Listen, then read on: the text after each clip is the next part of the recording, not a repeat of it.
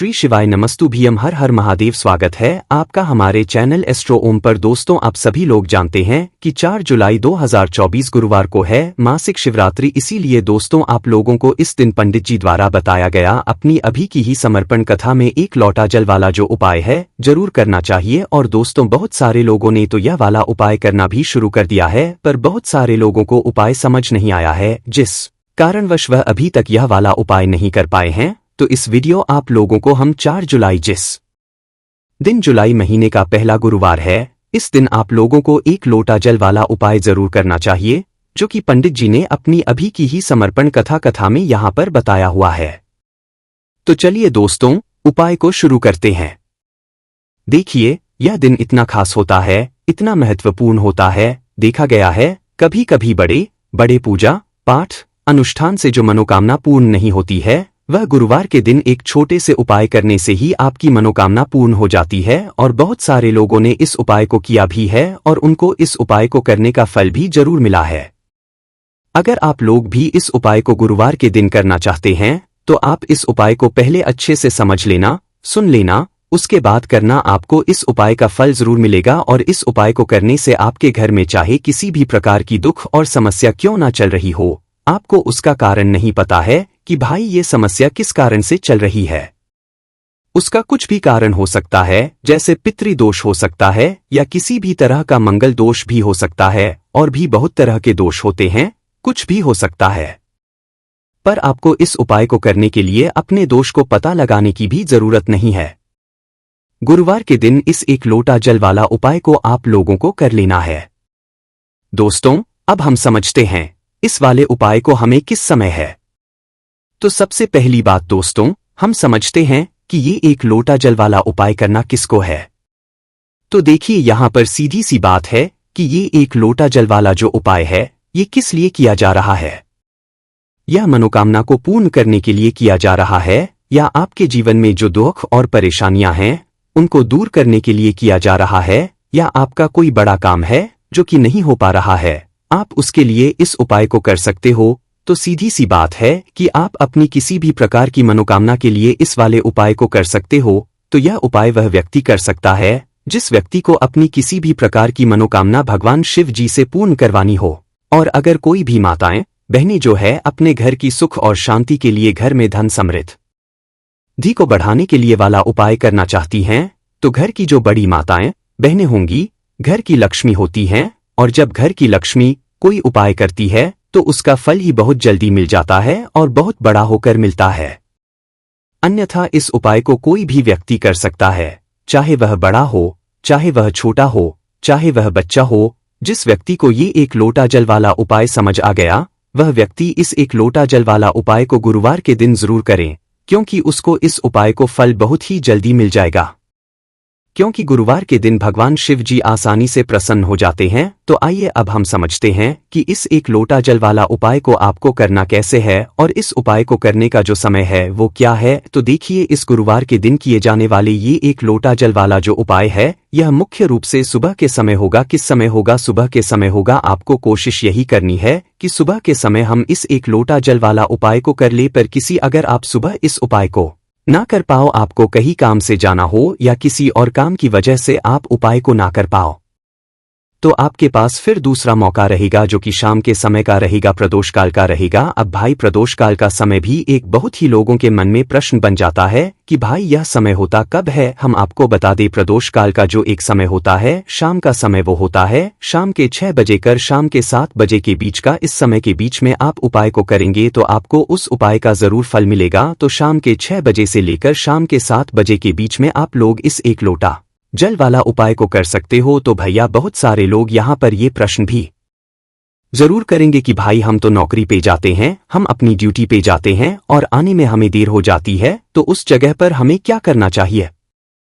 तो देखिए, उनको भी टेंशन लेने की जरूरत नहीं है। अगर आप लोग इस उपाय को शाम के समय प्रदोष काल में कर रहे हैं, और अगर आप आने में देरी भी हो जाती है, आपको आने में 7 बजे तक आप नहीं पहुंच पाते हो, तो भाई आप 7:88 या रात 8 बजे तक भी अगर उपाय को करोगे तो भी चल जाएगा। और अगर इससे भी थोड़ा देर हो जाती तो भी आप उपाय को कर सकते हो, क्योंकि गुरुवार का दिन है, ये दिन बहुत ही कम आता है पूरे साल भर में। इसीलिए जब आपको मौका मिल जाए, जब आप इस उपाय जरूर कर लेना, कोई भी उपाय हो आप कभी भी कर सकते हो गुरुवार के दिन, बस कोशिश करना कि समय के थोड़ा मतलब अंतर्गत ही कर लो, पर किसी कारणवश अगर ना कर पाओ तो फिर आप थोड़ा देरी से भी कर सकते हो, आपको उपाय का फल जरूर मिलेगा, क्योंकि भगवान शिव विजन बहुत ज्यादा प्रसन्न होते हैं सभी भक्तगणों से जो उनको प्रसन्न करते हैं। तो अब हम यहाँ पर समझते हैं कि आपको उपाय कैसे करना है। सबसे पहली चीज दोस्तों, आप एक लोटा जल गुरुवार के दिन शिवलिंग पर किस तरह से चढ़ाना है, जिसके बाद आपकी बड़ी से बड़ी मनोकामना पूरी हो जाएगी और आपको अपने जीवन में सब कुछ मिल जाएगा। दोस्तों, जल तो सभी चढ़ाते हैं, लेकिन शिवलिंग पर जो जल चढ़ाया जाता है उसको चढ़ाने का भी एक नियम होता है। किस तरह से आपको वह जल चढ़ाना है आज की वीडियो में यह हम आपको बताएंगे। और इस तरह से दोस्तों, जब आप जल चढ़ाएंगे बहुत जल्दी आपकी कामना पूरी हो जाएगी। आपके जीवन में जो दुख और कष्ट हैं वो भी दोस्तों बहुत तेजी के साथ आप देखेंगे कि दूर होते चले जाएंगे।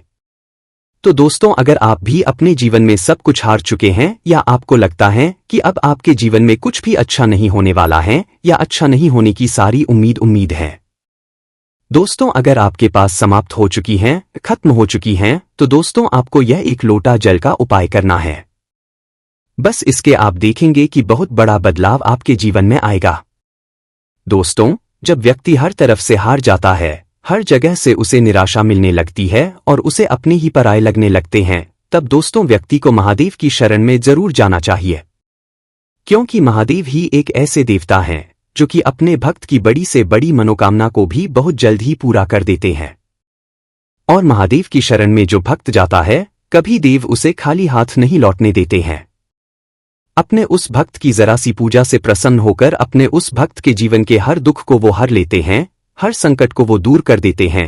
तो दोस्तों, देवों के देव महादेव का एक नाम भोलेनाथ भी है। तो दोस्तों, आप सभी जानते हैं भोलेनाथ नाम उनका इसलिए है क्योंकि दोस्तों वह इतने भोले हैं कि अपने भक्त की जरा सी पूजा से ही वह प्रसन्न हो जाते हैं। एक लोटा जल भी यदि कोई देव को समर्पित कर देता है तो महादेव अपने उस भक्त की हर मनोकामना को पूरा कर देते हैं और उसके जीवन में वो ढेर सारी खुशियों को भी भर देते हैं। तो दोस्तों, सप्ताह का जो हर दिन होता है वो किसी ना किसी देवता को समर्पित होता है। उसी तरह से दोस्तों, गुरुवार का जो दिन है ये देवों के देव महादेव को समर्पित है, यानी कि गुरुवार का जो दिन है आप सभी जानते हैं कि सबसे ज्यादा पूजा की जाती है महादेव की। इसी के साथ दोस्तों, अगर आप गुरुवार के दिन शिवलिंग का अभिषेक करते हैं या शिवलिंग पर जल चढ़ाते हैं तो शिव जी आपकी पूजा से बहुत ही प्रसन्न होते हैं और आपके जीवन में जो भी कुछ आपको चाहिए दोस्तों सब कुछ आपको अपने जीवन में मिल जाता है। तो दोस्तों, कैसे करना है, उपाय किस तरह से आपको एक लोटा जल गुरुवार के दिन शिवलिंग पर चढ़ाना है, सब कुछ आपको वीडियो में बताने वाले हैं। तो दोस्तों, आपको यहाँ पर एक लोटा जल लेना है अपने घर का, क्योंकि दोस्तों जब आप अपने घर से एक लोटा जल चढ़ाते हैं शिवलिंग पर तो वो जल शिवलिंग से होता हुआ माता रानी के हस्तकमल पर जाता है और इससे दोस्तों आपके जो पितृ हैं वो भी हमेशा प्रसन्न रहते हैं। तो दोस्तों, आपको एक लोटा जल लेना है अपने घर से और उस एक लोटा जो जल आपने लिया है उसके अंदर आपको डालना है थोड़ा सा गंगा जल, ठीक है ना। थोड़ा सा गंगा जल डाल लेंगे और एक लोटा जल आप ले लेंगे। इसके बाद दोस्तों आपको लेनी है एक बेलपत्र। तो दोस्तों, वैसे तो 108 बेलपत्र बहुत शुभ मानी जाती है, लेकिन एक बेलपत्र भी आप यहाँ पर ले सकते हैं क्योंकि एक बेलपत्र से भी शिव जी हमेशा ही प्रसन्न होते हैं। तो दोस्तों, एक बेलपत्र लेनी है आपको ऐसी जो कहीं से भी खंडित ना हो, यानी कटी फटी ना हो, कहीं से भी पत्ता बेकार ना हो बेलपत्र का, ठीक है ना। और डंडी के साथ ही दोस्तों आपको बेलपत्र अपने साथ लेकर जानी है। एक लोटा जल के अंदर दोस्तों आपको नहीं डालनी है, जल अलग से लेकर जाएंगे और एक बेलपत्र जो ली है वो अलग से आपको लेकर के जानी है।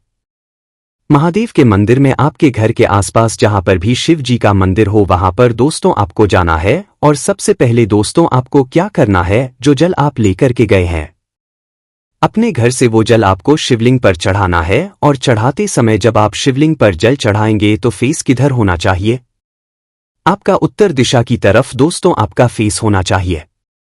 तो दोस्तों, जब भी आप शिवलिंग पर जल, इस चीज का आपको पूरा ध्यान रखना है कि आपका जो मुख है वो पूर्व दिशा में ना हो, यानी पूर्व दिशा की तरफ आपका मुख जो है वो नहीं होना चाहिए, क्योंकि पूर्व दिशा को ही भगवान शिव का मुख्य द्वार माना गया है। ऐसे में दोस्तों पूर्व दिशा की ओर मुख करके अगर आप जल चढ़ाते हैं तो इससे शिव जी के द्वार में अवरोध पैदा होता है और शिव जी आपसे नाराज भी हो सकते हैं। तो हमेशा आप ध्यान रखें कि आपका जो है जब भी आप जल चढ़ाएंगे तो उत्तर दिशा की तरफ दोस्तों आपका मुख होना चाहिए, आपका फेस होना चाहिए। तो दोस्तों उत्तर दिशा की तरफ अपना फेस करते हुए आपको जल चढ़ाना है। और जो बेलपत्र आप लेकर के गए हैं, बेलपत्र दोस्तों आपको शिवलिंग पर कब चढ़ाने हैं? जल चढ़ाने के बाद पहले आप जल चढ़ाएंगे, फिर दोस्तों आपको बेलपत्र अर्पित करनी है शिवजी को, और जो भी आपकी मनोकामना है वो दोस्तों यहाँ पर आपको देनी है। और दोस्तों जब भी आप यह उपाय करते हैं, गुरुवार के दिन शिव जी आपसे हमेशा प्रसन्न होते हैं और आपकी जो भी मनोकामना होती है वह पूरी हो जाती है। आपको अपने जीवन में सब कुछ मिल जाता है। दोस्तों जब आप इस तरह से शिवलिंग पर एक लोटा जल अर्पित कर देते हैं, दोस्तों जब आप शिवलिंग पर जल चढ़ाएंगे तब आपको शिवजी का जो मंत्र है ओम नमः शिवाय श्री शिवाय नमस्तुभ्यम, इस मंत्र का जब भी करना है। और दोस्त यहाँ पर आपको एक चीज बहुत ध्यान रखनी है कि जब भी आप जल चढ़ाएंगे जल्दी जल्दी आपको नहीं करना है, बिल्कुल पतली धार बनाते हुए ही आपको शिवलिंग पर जल चढ़ाना है। इस तरह से दोस्तों जब आप जल चढ़ाते हैं तो शिव जी को ठंडक मिलती है। आप सभी जानते हैं कि शिव जी ने समुद्र मंथन के दौरान जो विष निकला था उन्होंने ही ग्रहण किया था, जो कि उन्होंने अपने गले में रखा है। दोस्तों जब आप हल्के हल्के शिवलिंग पर जल चढ़ाते हैं तो इससे शिवजी बहुत ही ज्यादा ठंडक मिलती है, और जितनी पतली धार आपके लोटे के जल की होगी उतनी जल्दी दोस्तों आपकी मनोकामना भी शिवजी पूरी कर देते हैं। तो इस तरह से एक लोटा जल चढ़ाई है, आप खुद देख लेंगे कि आपको अपने जीवन में सब कुछ मिल जाएगा। तो यह था दोस्तों पहला उपाय जो करना है आपको गुरुवार के दिन। अब जल्दी से बात कर लेते हैं दूसरे उपाय की, जो कि करना है आपको गुरुवार के दिन ही। तो दोस्तों यह जो दूसरा उपाय अब हम बताने जा रहे हैं ये खास करके दोस्तों उन लोगों के लिए है जिनके सर पर कर्जा बहुत है, यानी जिन लोगों ने कर्जा बहुत ले रखा है, कर्जा चुका नहीं पा रहे हैं, बहुत प्रयास करने के बाद भी आप कर्जे के बोझ तले दबते ही जा रहे हैं। आप किसी से उधार लेते हैं यह सोचकर कि थोड़े दिन में ही आप उस पैसे को चुका देंगे, लेकिन कुछ ना कुछ आपके साथ ऐसा हो रहा है कि आप दूसरों का पैसा नहीं दे पा रहे हैं, या फिर दोस्तों आपको धन को लेकर हमेशा परेशान होना पड़ता है, किसी ना किसी से उधार हमेशा ही आपको लेना पड़ता है। तो यह दूसरा उपाय करना है आपको गुरुवार के दिन। करके देख लीजिए, सारा कर्जा आपके सर से उतर जाएगा और धन से जुड़ी जितनी भी समस्याएं हैं, जितनी भी दिक्कत, समस्या, परेशानी है, वो बहुत तेजी के साथ दूर होने लगेंगी। तो दोस्तों उपाय को करने के लिए आपको यहाँ पर लेना है शहद, ठीक है ना? शहद लेना है और आपको गुरु दिन शिवलिंग का अभिषेक करना है शहद से। तो दोस्तों कितने गुरुवार करना है? यह उपाय आपको कम से कम 5 गुरुवार करना है। करके देख लीजिए जी, आप देखेंगे कि जब आप शहद से शिवलिंग का अभिषेक करेंगे तो आपके जीवन में जो कर्जे से जुड़ी समस्याएं हैं वह दूर हो जाएगी, और इसी के साथ दोस्तों धन वृद्धि आपके जीवन में बहुत तेजी के साथ होगी, और जितना भी कर्जा आपके सर पे है वह भी दोस्तों बहुत तेजी के साथ उतरने लगेगा। दोस्तों जब भी आप कोई उपाय करते हैं पूरी सच्ची श्रद्धा के साथ करते, भोलेनाथ पर पूरा विश्वास रख करके करते हैं, तो दोस्तों भोलेनाथ अपने भक्तों के जीवन में जितने भी दुख और कष्ट होते हैं उन्हें तो दूर कर ही देते हैं, अपने भक्तों को कभी वह दुखी नहीं होने देते हैं। तो दोस्तों अगर आप अपने जीवन में हर तरफ से हार चुके हैं, हर तरफ से आपको ऐसा लगता है कि आप कोई उम्मीद नहीं बची है आपके जीवन में, तो दोस्तों आपको महादेव की पूजा गुरुवार के दिन जरूर करनी चाहिए। और सरल से उपाय जो हमने आपको बताए हैं उन उपायों को करके देख लें, आप देखेंगे कि आप अपने जीवन के समस्त दुखों से और कष्टों से हमेशा के लिए छुटकारा पा लेंगे। तो दोस्तों देवों के देव महादेव की शरण में जो व्यक्ति जाता है काल भी उसका कुछ नहीं बिगाड़ पाता है, आप सभी जानते हैं। तो दोस्तों जो व्यक्ति महादेव की पूजा करता है स्वास्थ्य भी उस व्यक्ति का हमेशा सही रहता है, कभी भी उस व्यक्ति को कोई बीमारी परेशान नहीं करती है। दोस्तों जब भी आप शहद से अभिषेक करेंगे तब आपको ओम नमः शिवाय इस मंत्र का जब भी दोस्तों आप जरूर करना है। तो चलिए अब जल्दी से बात कर लेते हैं अपने तीसरे उपाय की, जो कि सोमवार के दिन ही आपको करना है। और ये जो तीसरा उपाय आपको बताने जा रहे हैं, इस उपाय को करने से मां लक्ष्मी की कृपा आपके घर परिवार पर सदैव बनी रहती है। और देखिए मां लक्ष्मी की कृपा जब सदैव बनी रहेगी तो कभी भी आपको अपने जीवन में धन की कमी का सामना नहीं करना पड़ेगा। देखिए सुख और दुख तो जीवन में लगे रहते हैं, है ना?